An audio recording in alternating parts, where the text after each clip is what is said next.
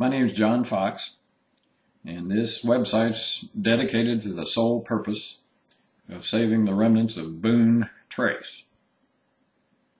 Now you may ask, what is Boone Trace? Well, it was the first road ever into Kentucky, and we feel that it's a hidden treasure coming right up through the heart of our state, and it's been overlooked, ignored, and missed for at least the last 40 years, having been first opened in 1775.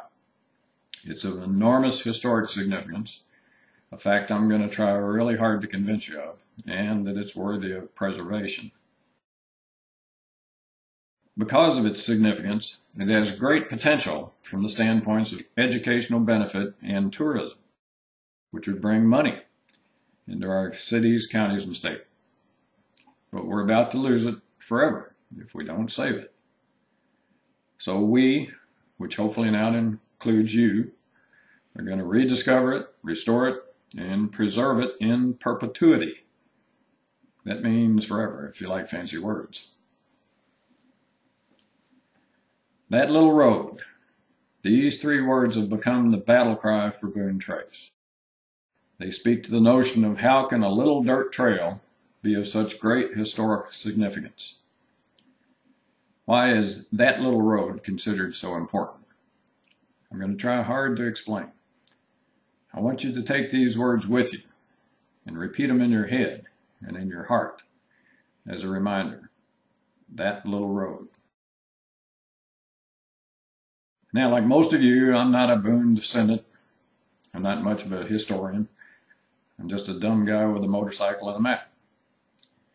Turned out I happened to live on 8th and Boonesboro Road in Lexington, on Boone Creek, and about a mile from Boone Station, where Daniel Boone actually lived for 4 years. So it occurred to me, after having lived there about 25 years, that he had come right through my neighborhood. I never cared much about Indians and pioneers, probably like you, and I only had a vague notion about the Boone Trace thing. But I got on the bike and headed down the road to check it out. That little investigation has led to a fascinating journey along creeks and streams, experienced by Daniel Boone himself as he made his way through the wilderness.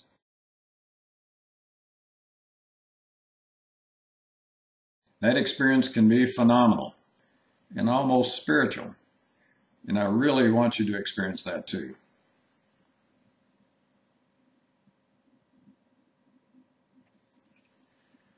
So what is this Boone Trace?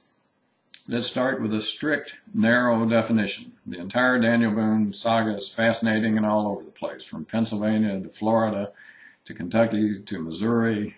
You can go in every direction. So for the purpose of this discussion, Boone Trace is the trail blazed, cut or marked by Daniel Boone and his axemen from Long Island on the Holston River through the Cumberland Gap to Boonesboro in 1775, the months of March and April, for the purpose of bringing in settlers into Kentucky. Remember those words, bringing settlers into Kentucky. He did this in conjunction with Richard Henderson, founder of the Transylvania Land Company, who had acquired about 9 million acres of land from the Cherokee Indians. Henderson contracted Daniel Boone to mark the trail into Kentucky with the intention of bringing in settlers, selling them land and making a lot of money, which didn't happen, but that's another story. I want to make a very important distinction about the Wilderness Road and Boone Trace. Now, when you start talking about roads, early roads into Kentucky through the Cumberland Gap, you really ought to be thinking of 3 roads. There was the Warrior's Path, there was Boone Trace, and there was the Wilderness Road. The first one through was the Warrior's Path, and it came through the Cumberland Gap. This is the Cumberland Mountain here. It has a land gap in it. About 10 miles north is Pine Mountain. There's another gap there called the Narrows. It's where the Cumberland River snakes through the mountain. The Warrior's Path proceeds on up to Flat Lick, a little place called Flat Lick. And then at that point, it diverts off to the east and then on up north to a little Indian town called Eskippathiki. I love that name, Eskippathiki. Then on up north even further to Chillicothe. You may have heard of that.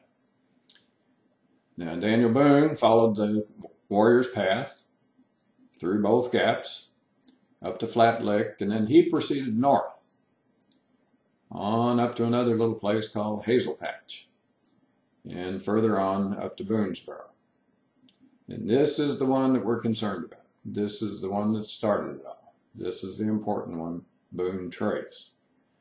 Benjamin Logan followed him through both gaps, Flat Lick, on up to Hazel Patch. And at Hazel Patch, Benjamin Logan followed another little trail called Skaggs Trace on out to the west towards Crab Orchard, Danville, and Stanford, where he set up Logan Station. And then this road even proceeded further over to Louisville, which was called the Falls of the Ohio at that time. And this is the road that most of the people traveled over. It became known as the Wilderness Road. 200,000 people traveled over that. And it became more dominant. And after about 20 years, Boone Trace began to dwindle. But it was this little road that started it all. And its importance should not be lost or diminished because of the Wilderness Road. That's the important distinction I want to make. To talk about the Wilderness Road is fine, but it was only the grand result of what Daniel Boone accomplished during those 2 remarkable months in 1775. So please, please try to understand and remember that. Some people get hung up on the term blazed because they feel that the lower part of the trace below Hazel Patch was not so difficult. And therefore, Daniel Boone should not be given so much credit since he didn't have to hack his way and make his way along the road, but only cut or marked it. The truth is that Richard Henderson and he conferred and made the decision to open the road from Long Island to Boonesboro, and that Daniel Boone would be the one to find the best route to get there.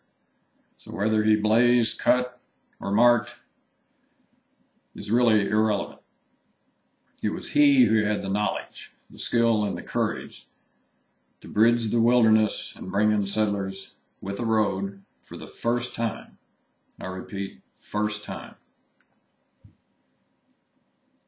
Remember that little road.